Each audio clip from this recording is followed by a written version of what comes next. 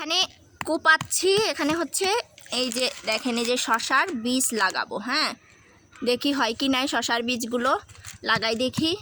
তো ছাদে একটা টিন আছে, বড় টিন, সেই টিনের উপর হচ্ছে মাটি দিয়ে তারপর এটা লাগাবো। তো এই জায়গাটাকে আগে পরিষ্কার করে নিয়েছি, এখন হচ্ছে একটু কোপাই নিচ্ছি আর কি। অনেক জায়গায় বলে নিড়েনি, তো আমরা বলি কোপানো, নিড়েনু, যে যাই বলেন না কেন।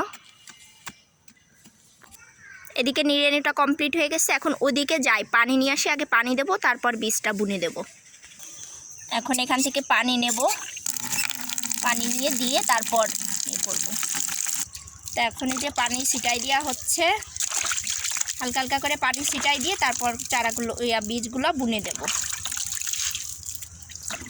এদিকে আমাদের মরিচ গাছে ফুল এসেছে, আর এই যে দেখেন মরিচও ধরছে। এটা হচ্ছে ছাদে লাগানো, অনেকগুলাই মরিচ হয়েছে এই যে। তো এখন এই যে কেটে নিই,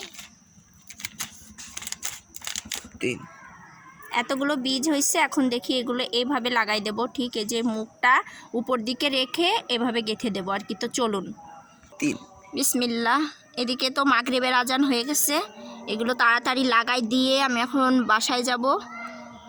তো এই যে এইভাবে, এই যে দেখেন এই যে এই মুখটা, যে মুখটা দিয়ে আর কি গাছটা উঠবে, এই মুখটা উপর দিকে থাকবে আর এইটা হলো নিচের দিকে। তো এইভাবে আমি খাড়া করে এইভাবে লাগাই দেব, জাস্ট এইভাবে।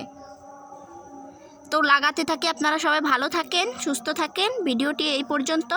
তো চারা হলে কিন্তু আপনাদের দেখাবো অবশ্যই। আল্লাহ হাফেজ।